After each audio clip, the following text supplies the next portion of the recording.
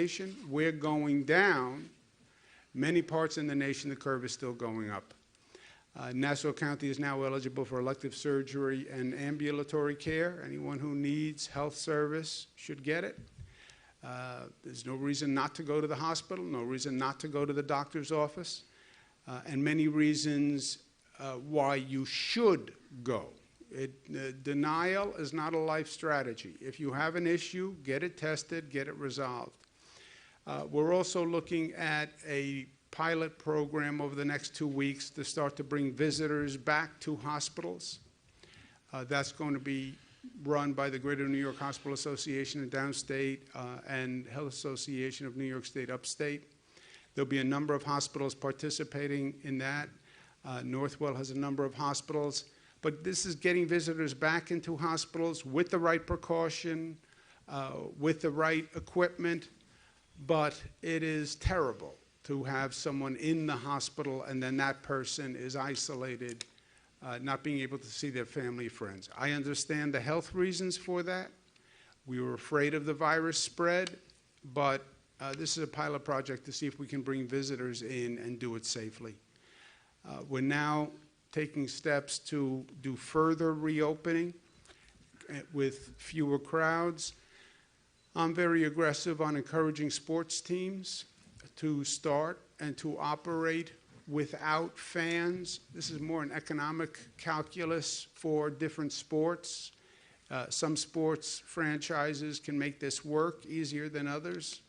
It depends on the economics of that sport and how much is determined by selling seats in the arena or the stadium, etc. But to the extent they can start, I encourage them to start. The state will work with them to start. Downstate, we have a number of sports teams. When a team plays, even if there's no one in the stands, it gets broadcast, and that gives people at home entertainment value, something to participate in. Another reason, frankly, to stay home as opposed to go out, and staying home is good right now. So I encourage the sports teams, and again, New York will be a full partner. Anything we can do to make it happen and make it happen safely, we will. Memorial Day is coming up. That is an important American tradition. We want to honor our veterans, and we want to make sure that no matter what happens, we are still honoring our veterans. The state will allow ceremonies, local ceremonies of up to 10 people or less. We hope that those ceremonies are broadcast, televised in their areas so people can be part of honoring that tradition. Local governments can make a decision that they don't want those ceremonies to happen. They don't want 10 people gathering.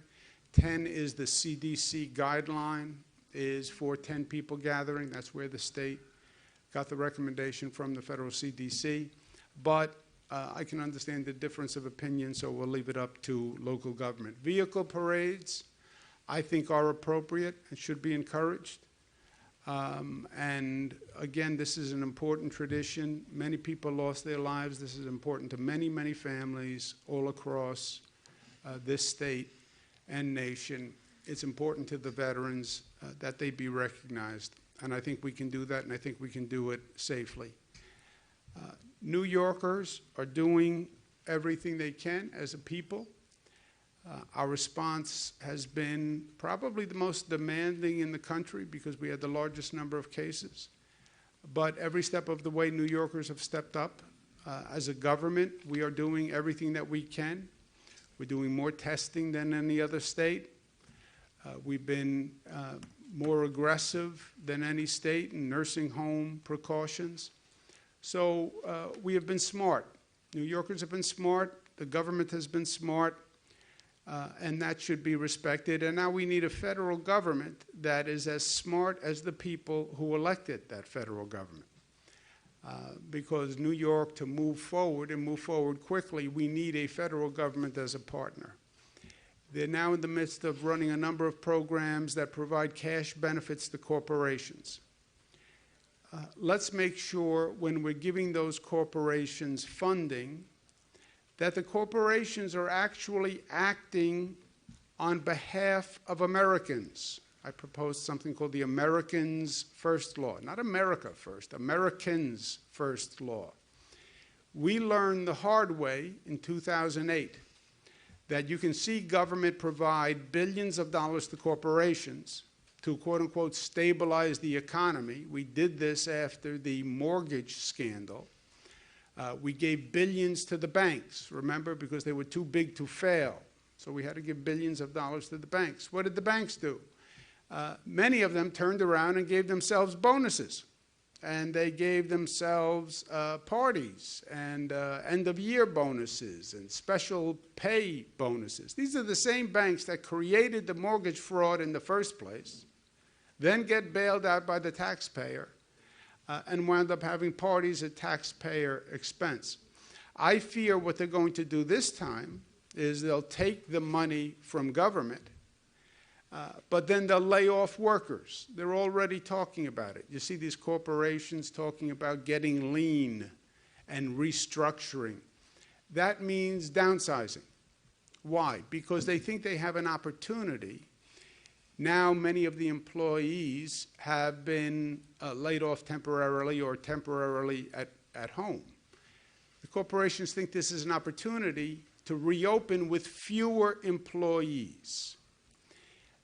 It would be such a scandal if corporations now took taxpayer dollars and then laid off workers and reopened.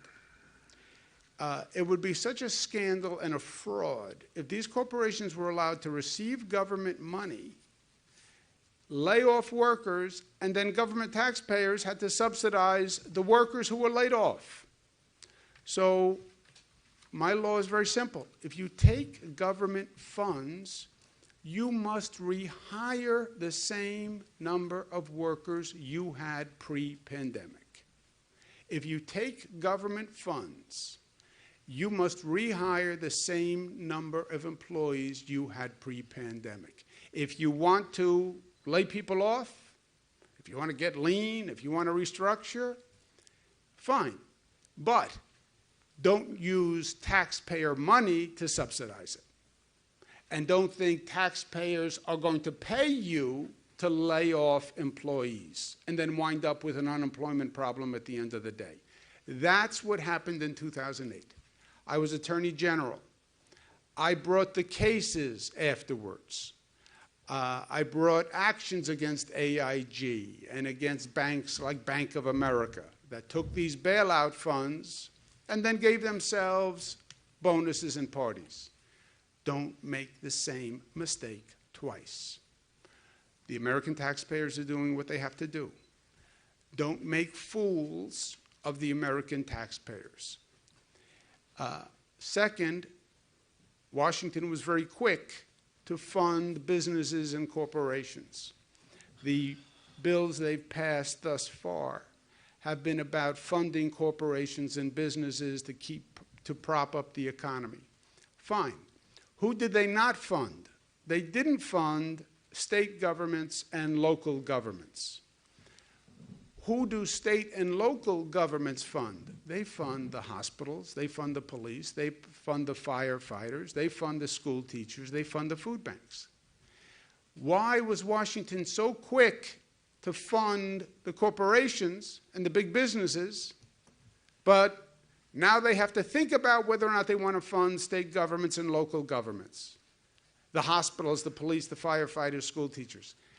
What sense of priority do you have that you see so clearly the need for corporations, but you don't see the need to continue basic services?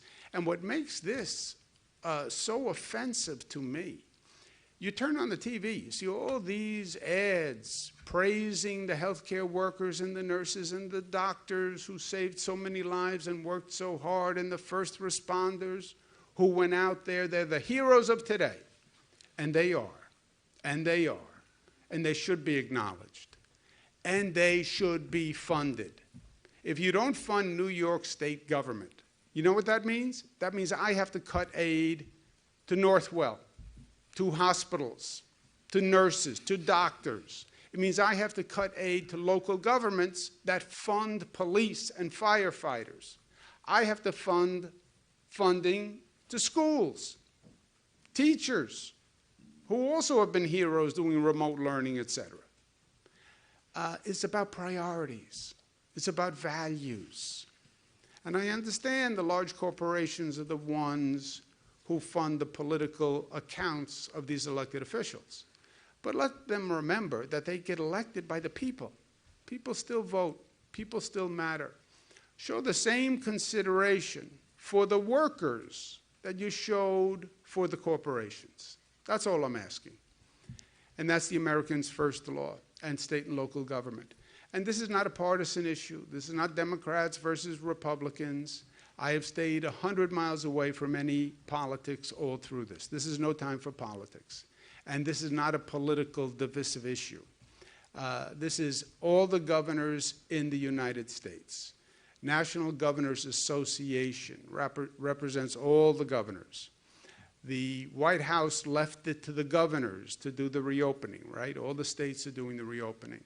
You can't tell the states, go reopen, figure it out, and then not provide them with the funding to do it. The head of the National Governors Association is a Republican governor, Governor Hogan. I'm the vice chairman of the NGA. I'm a Democrat. In unison, in a united voice, we're saying to Washington, you need to pass funding for state and local governments. The House passed a bill that did it, that also provides funding for testing, which is very important, this testing tracing enterprise. It repeals SALT, which is an additional tax on New Yorkers for the federal government. But the Senate now has that bill. The Senate must act. Also, there was very exciting news about a company that might be close to developing a vaccine. And the federal government is working very hard to accelerate the vaccine, as they should. The testing, the regulations, the procedures about getting a vaccine online. That would be the best possible outcome.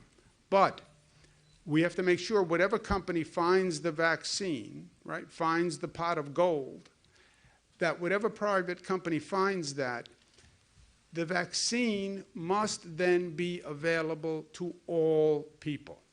And it can't be a situation where only the rich, only the privileged can get the vaccine because one company owns the rights and they can't produce enough for everyone. This is a public health matter. This is a national security threat.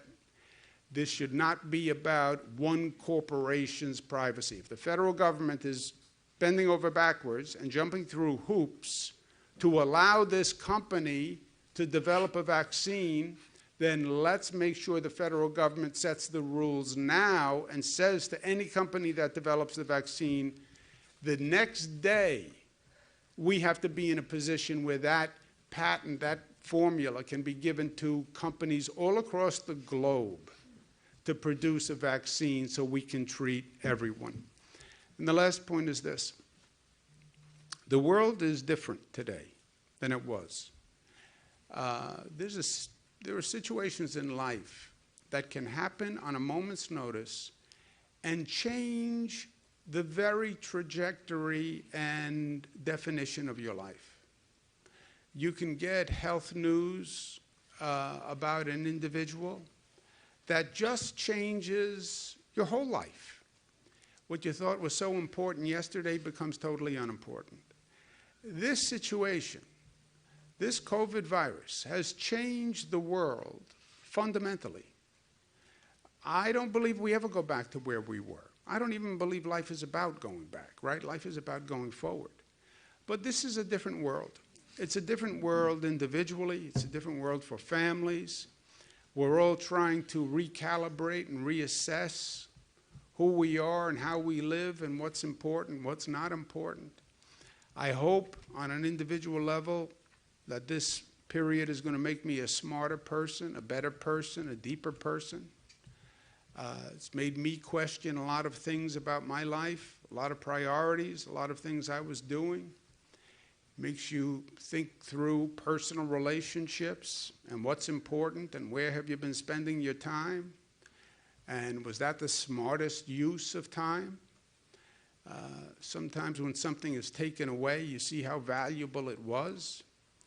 Now you can't go see family members if you wanted to. You can't see friends if you wanted to. When someone says you can't, changes your whole perspective. Then you ask yourself, well, why hadn't I been? Why didn't I? And when I get a chance, how am I going to do it differently this time? And I think that can actually be a good process to go through. Painful, but good. But it's also true for government. Government is important again, right? Government, most days, you lead your life, government, politics, it's a sideshow. It's not that important. When does government really become important? Probably almost not in my lifetime. You know, when has it been vital? It's vital at the time of war, crisis, real national crisis. But that's the only time it's really vital, where you don't have a choice but to deal with and rely on government. Well, government is now important again, in a way it hasn't been in my lifetime. It matters what government does. Government has made the difference between life and death here, right? Because government is part of social action. And the people who saved lives in this are New Yorkers for doing the right thing. But government was part of that, right? It helps organize. Today, government's going to be held to a different standard. And it has to be fundamentally different. It has to be smarter than it was. It matters now what happens. You have to know what you're doing now. Not just look like you know what you're doing, not just sound like you know what you're doing. You have to be smart. You're not going to tweet your way through this. You have to be smart. You have to be competent at what you do. There's something called government, and you either know how to do it or you don't know how to do it. You know, for many years, anyone can be in government, you know. Well, I don't know. Can anyone be a nurse? Oh, no, you have to know what you're talking about. Can anyone be a doctor? No, you have to know what you're talking about. Can anyone be a lawyer? No, you have to know what you're talking about. Can anyone be a plumber? No, you have to know what you're talking about. Can anyone run government? Oh, yeah, anybody can run government. The less you know, the better. Well, that wasn't true. You have to be competent. And it has to be beyond politics. This is not about an ongoing campaign. You're now a government official. You represent everyone. Forget the politics. Represent people. And it doesn't matter, Republican, Democrat. That's all garbage now. I'm the governor of New York. All New Yorkers. I don't care if you're Democrat, Republican, atheist. I don't care if you vote. I don't care if you don't vote. That's your business. I represent you. You pay me to represent you. That's how I see it. And government has to be fair, and it has to be effective. That's where we all are now. And that's where we've been in New York. And that's what it means to be New York tough. As a person, as a society, as a collective, and as a government. To be smart, to be united, to be disciplined, to be loving. That's New York. Questions? Governor, two questions. First, from the MTA. This morning, MTA executives were asked about when reopening happens on Long Island and New York City, whether people can commute to work by mass transit, and whether they have enough capacity. Phil Eng, the Long Island Railroad president, said he's looking to the state for guidance about whether they can run more trains. So would you tell them to do so? And my second question is about the child multi-inflammatory syndrome. How many cases are there now in the state? Do you have it broken down at all by county? And do we have any idea how these children have been exposed? Yes, 120, and no.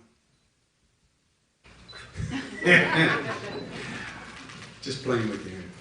The MTA, the Metropolitan Transit Authority, runs the subways and buses and commuter rail in downstate New York. First of all, the MTA, talk about being better for this experience. the MTA is going to be better. The trains are cleaner today than they have been. We did something on the subway service, which is for the first time we stopped running trains for several hours at night. The trains always ran 24 hours a night, 24 hours a day. We stopped running trains for several hours. That allowed us to do two things. First, we had to disinfect trains, which we had never done before. We cleaned trains. Nobody ever talked about disinfecting a train from a virus, right? How do you do that? All those trains, all those buses, subway stations. We disinfect all the trains, and to disinfect the trains, we had to get everybody off the trains, including homeless people. And homeless people shouldn't have been on the trains in the first place. Why are you sleeping on a train? We can do better than that. It's not good for a homeless person. It's not who we are as a society. We're going to be good to you. We're going to let you sleep on a train. No, we're going to get your help. We're going to get your services. We're going to get your shelter. So the trains are cleaner than they've been. I believe the MTA is going to be better for this, and the service is going to be better. When we are ready to open, the MTA will be ready to open. Second question on the multi-inflammatory pediatric syndrome. This is a very serious issue. I think we spotted it in New York first. I think it's going to get much worse before it gets better. I don't think this is New York. I don't think it's only 120 cases in New York. I think that's the tip of the iceberg. And I think there's a whole iceberg under that tip. I'm not a doctor, but that's what I think. And that's just my opinion, but it's not a fact. That is, we know what the common denominator is. 90% are children who test positive for the COVID virus or COVID antibodies, which means they either have the virus or they had the virus, 90%. And they are exhibiting inflammatory symptoms as an immune response to the virus. Blood vessel inflammation, heart inflammation, and some other disorders. But it's an inflammatory response to the COVID virus. Now, it didn't look like the COVID virus because it wasn't respiratory. So they all looked at these cases as an inflammation issue, as opposed to a COVID issue. But when you go back and look or test, they were COVID positive for the virus or the antibodies. So that is an ongoing situation. The more states that look, the more states find cases. The more countries that look, the more countries find cases. So I believe we discovered it. We've given the nation and the world a heads up, but I think it's going to be worse before it gets better. The number is actually 137 is the confirmed cases. That doesn't align perfectly with what Mayor de Blasio put out because the number he's reporting is suspected cases. So the 137 is the confirmed cases in New York as of right now. Do you have any sense of how these kids are being exposed? Is it from family members with COVID? That's going to be on a case-by-case basis, you know. We do know this on the new COVID cases, which surprised me, frankly. The new COVID cases that are coming in the door, about the 300 per day, those are basically infections coming from people who are at home and not working, which was shocking to me. I thought they were going to be essential workers who were out there every day being exposed to people. They're not. They're people who are at home. So it's more of a community spread. That's why the personal behavior is so important. They're not getting it on a train or a bus or as an essential worker. They're getting it at home, talking to someone on a park bench, leaving their apartment building. That's where they're getting it. And I was 100% wrong on that, one of many, many times. Sir, with all due respect, you say this isn't a political issue, not Democrat, Republican, and so forth. But with all due respect, the Republicans in the Senate have made it a political issue. And they've made it clear that the state aid is a bailout for blue states, and they're not going to stand for that. They've made it clear they're not going to take up the House bill. And so I say, and if you look even at the financial scandal, with McConnell, people desperate, losing their homes, their jobs, he basically said his priority was making Obama one-term president. He made that whole thing political. So may I ask, since you've been so realistic, you've been so numbers driven, how do you deal with that? I know you've said that these senators have to go home and be reelected and so forth like that, but they've shown that the virus is really affecting Democrats more than it's affecting Republicans. The people who are dying are more likely to be Democrats than Republicans. And so may I ask, what would be your strategy? Just to make sure we're both saying the same thing, that is my position. I'm saying first of all, there's no doubt that many politicians act through politics. I'm saying today, and in this situation, they should rise above, and this should not be about politics. It should not be about red and blue. The people who are dying here are not Democrats or Republicans. They're Americans. It's not red and blue. It's red, white, and blue. To talk about, I'm not going to bail out blue states, is just such an ugly concept in this situation where people are dying, and you want to start to say, well, are they Democrats or Republicans? I mean, how does that work? You get the death toll, and you say, okay, how many were Democrats and how many were Republicans? I mean, it's just an ugly, repugnant concept. And it's not even true, by the way. Bail out New York. New York bails out them every year without saying a word. We give the federal government about $30 billion more every year, right? Federal government is a pot. Every state puts money into the pot. When we pay our federal taxes, we put in $30 billion more per year than we take out. Senator McConnell's state takes $30 billion more every year than they pay in.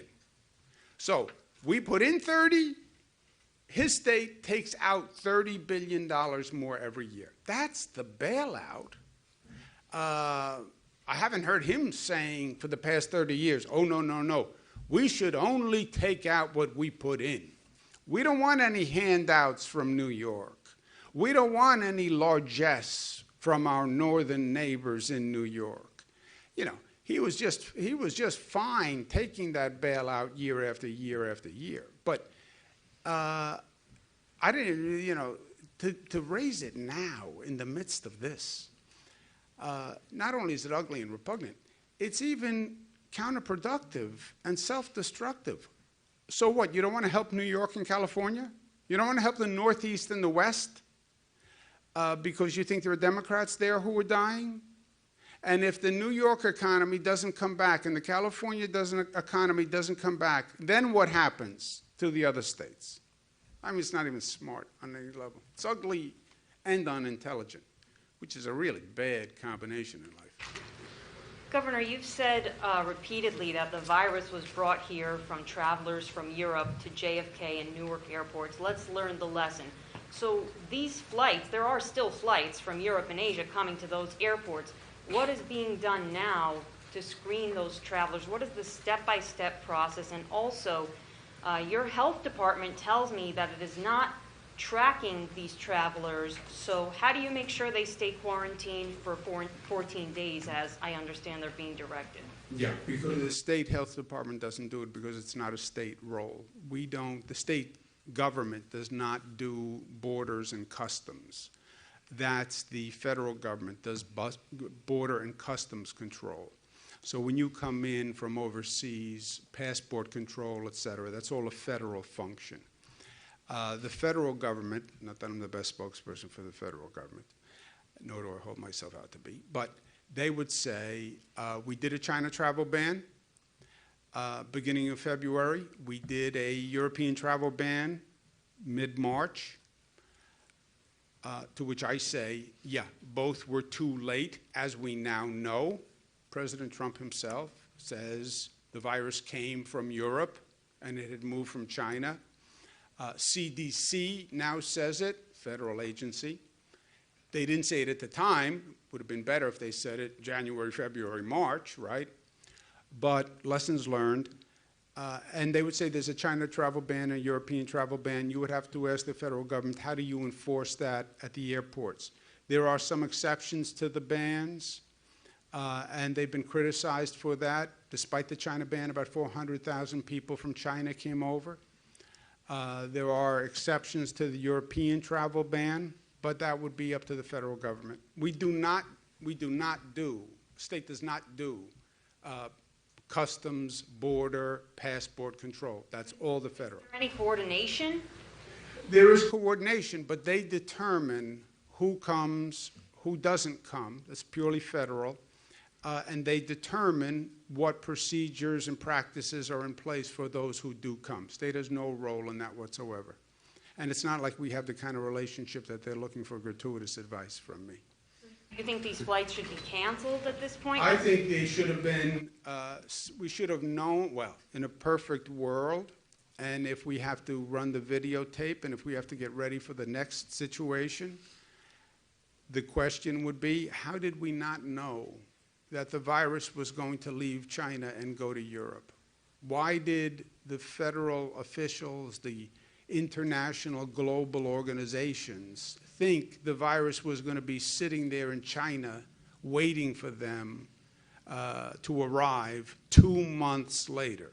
I mean, we all talk about global interconnections and mobility, right? Okay, so the virus is in China in November, last November.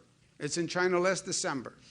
How long does it take one person to get on a plane from China and go to Italy, which is what they did, and then bring the virus with him to Italy?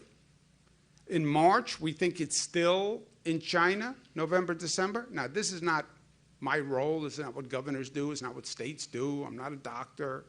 I'm not the CDC. I'm not NIH. I'm not any of these things. But just common sense, that would be the question I would put forth. Question on nursing homes. Excuse me one second. Does anyone want to add anything on any of this? Sorry, on nursing homes, who will process the COVID-19 tests that are now required that the nursing homes give employees, and then who pays for that? Two things on testing. We now have more state testing capacity than we have people taking tests. How ironic is that? We worked so hard to get the testing capacity up, right? Because everything has been testing capacity, testing capacity, testing capacity. We now have, for example, drive-ins that can do 15,000 tests a day. Only 5,000 people are coming. I've said a number of times, wear a mask, get a test. Any essential worker who is, deals with the public can get a test. Anyone exposed to a person who turns out to be COVID positive can get a test. Any healthcare worker can get a test. Any nursing home worker can get a test. Any nurse can get a test. Get a test. We did put in a requirement that the nursing home operators are not that happy with, some of them, that says a nursing home staff person has to get tested twice a week. They think this is unduly burdensome. I understand the burden. But if a person only gets tested once a week, let's say they get tested on Monday, that means, in theory, Tuesday they could become infected. Then they're infected Tuesday, Wednesday, Thursday, Friday, Saturday, Sunday, exposing people in a nursing home until they get tested again. Twice a week is an operational burden, but these nursing homes are ground zero for us. They're the most vulnerable population, senior citizens, in the most vulnerable place, a congregate setting. So we said tested twice a week. Now, the nursing home can do it, and we've provided hundreds of thousands of test kits for it, or an employee can use the other facilities to get a test. You can walk out of here today, go to CVS, get a test, go to Rite Aid, get a test, go to a drive-through, get a test, go to a doctor's office, get a test, go to a hospital, get a test. So there are numerous places that you can go get a test right now. And for nursing homes specifically, we're sending them the test kit so they can do it on site. Let's take one more. Governor, I got You had your hand up, I'm sorry. Yes, Governor, regardless that you signed the law the 90-day freeze on the evictions, a family from Queens was evicted yesterday. Officers from HPD and the police department went to the house and took them out.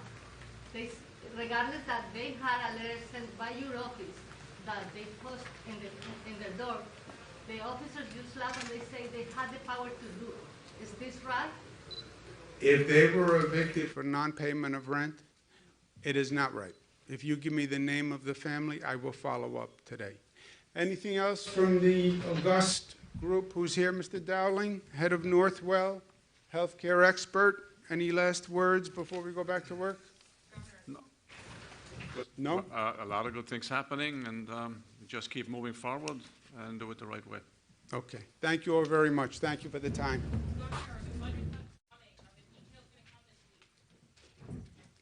We're going to see, I've said repeatedly that we're waiting to get the number from the federal government, what they're going to give us in terms of aid, and then we'll know where we are. But we can't. Well, we'll see in a couple of more weeks, but if the federal government doesn't act in a couple of weeks, they will be more reckless and irresponsible than even I thought they were. And that's saying something.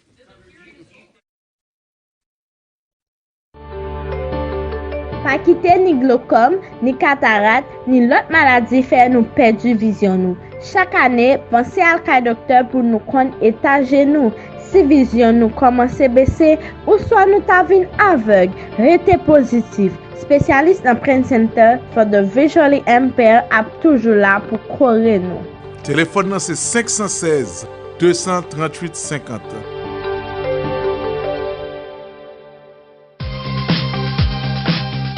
Manual for Child and Vision Development Milestones is a precious guide that discusses the physical, social, motor, cognitive, language, and emotional development that occurs from birth through early adulthood for children with and without vision. It also discusses the possible effects of maltreatment on child development. This book contains the most recent research theories and findings of child and vision development investigated by eye care specialists and psychologists. The manual also consistently relates information to real-life situations and demonstrates the usefulness of psychology in everyday life situations involving children. The content is designed to educate and guide a broad range of readers, including students, parents, child specialists, and doctors on developmental norms at different stages of a child's life. This book is available in all formats regardless of sight impairment: text, ebook, and audiobook. It is also available in all online bookstores, inside the Eye Disease website, Amazon, Barnes & Noble, and Zillibris.